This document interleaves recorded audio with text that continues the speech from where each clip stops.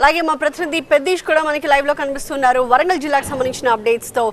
So పెద్దీష్, Warangal జిల్లా వ్యాప్తంగా ఇవాళ ఎంతమంది అభ్యర్థుల భవితవ్యం తేలబోతోంది, ఎలాంటి హడావిడి అక్కడ కనిపిస్తోంది, ముఖ్యంగా భారీ భద్రత నడుమ జరపాల్సిన కౌంటింగ్ కేంద్రాలు ఎన్ని ఉన్నాయి అక్కడ? వరంగల్ ఉమ్మడి జిల్లా వ్యాప్తంగా మొత్తం తొలి విడత 555 గ్రామ పంచాయతీలకు ఎన్నికలు జరగాల్సి ఉండగా ఇందులో 52 గ్రామ పంచాయతీలు ఏకగ్రీవమయ్యాయి. ఈరోజు 503 గ్రామ పంచాయతీలకు పోలింగ్ జరిగింది. సో పోలింగ్ ప్రక్రియ ప్రశాంతంగా ముగిసింది. ఆ 53 మంది అభ్యర్థుల భవితవ్యం మరికొద్దిసేపట్లో బయటపడనుంది. పోలింగ్ ప్రక్రియ ప్రశాంతంగా ముగిసిన నేపథ్యంలో కౌంటింగ్కి సంబంధించి పటిష్టమైన భద్రతా ఏర్పాట్లు చేపట్టారు. వరంగల్ ఉమ్మడి జిల్లా వ్యాప్తంగా 1 గంట వరకు పోలింగ్ ప్రక్రియ ముగిసింది.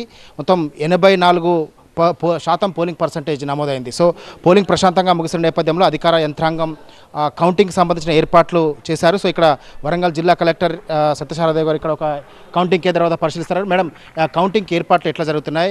పోలింగ్ అంతా ప్రశాంతంగా ముగిసినట్టు ఇప్పటి కౌంటింగ్ ఎట్లా ఏర్పాటు చేశారు?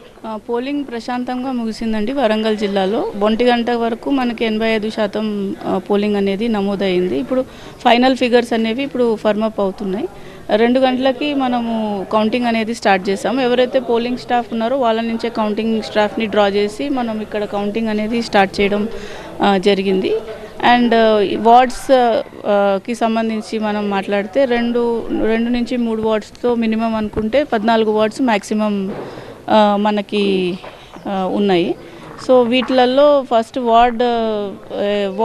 వార్డ్ని కౌంటింగ్ ఫస్ట్ మనం చేసిన తర్వాత సర్పంచ్వి ఓటర్ స్లిప్స్ మనం కౌంట్ చేస్తాము. సో అకార్డింగ్లీ ప్రాసెస్ ప్రకారము మనం కంప్లీట్ చేస్తాం. సో విజయోత్సవాలకు ఏమైనా పర్మిషన్ ఉందా? ఒకవేళ గెలిచిన తర్వాత విజయోత్సవాలు చాలా గ్రామాల్లో జరుగుతుంటాయి, అట్లాంటి ఏమైనా పర్మిషన్ ఇట్లా ఏమైనా ఉన్నాయి?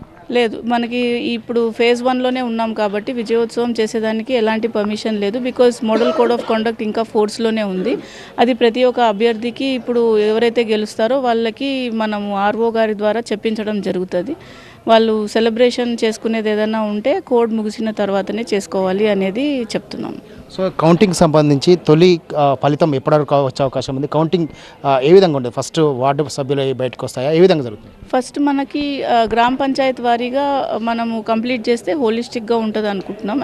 బికాజ్ ఆర్ఓస్ అనేవాళ్ళు గ్రామ పంచాయత్కి మనం డిప్లాయ్ చేసుకొని ఉన్నాము. సో గ్రామ పంచాయత్లో ఫస్ట్ వార్డ్ ఎలక్షన్ కంప్లీట్ అవుతుంది. తర్వాత సర్పంచ్ ఎలక్షన్ కంప్లీట్ అయిన తర్వాత ఈ రిజల్ట్స్ని మనము అబ్జర్వర్ గారి ద్వారా వెట్టింగ్ చేసుకున్న తర్వాత క్లియర్ ఉన్న తర్వాత మనము రిజల్ట్ డిక్లేర్ చేసినాక ఉప సర్పంచ్ ఎలక్షన్తో ముగుస్తుంది. సో ఇది కౌంటింగ్ ప్రక్రియ అయితే షురు అయింది. మొదట వార్డు సభ్యుల ఫలితాలు వస్తాయి, ఆ తర్వాత సర్పంచ్ ఫలితాలు వస్తాయి. సో ఈరోజు అంటే ఇప్పుడు మేజర్ గ్రామ పంచాయతీలో ఇంకా కౌంటింగ్ సంబంధించిన ప్రక్రియ కొనసాగుతుంది. ఎందుకంటే 1 గంట తర్వాత కూడా చాలా వరకు పోలింగ్ కేంద్రాల్లో ఓటర్లు క్యూలో ఉన్నారు. వాళ్ళందరూ కూడా ఓటు హక్కు సద్వినియోగం చేసుకునేలా చేశారు. వారంతా కూడా ఓటు హక్కు సద్వినియోగం చేసుకున్న తర్వాత కౌంటింగ్ ప్రక్రియ షురు అయింది. ఈరోజు రాత్రి మేజర్ గ్రామ పంచాయతీల్లో ఈ కౌంటింగ్ పూర్తి అయిపోయేసరికి రాత్రి 8 తర్వాత కూడా ఇంకా కౌంటింగ్ సంబంధించిన ఫలితాలు వెల్లడయ్యే అవకాశం ఉంది. Right, thank you పెద్దీష్.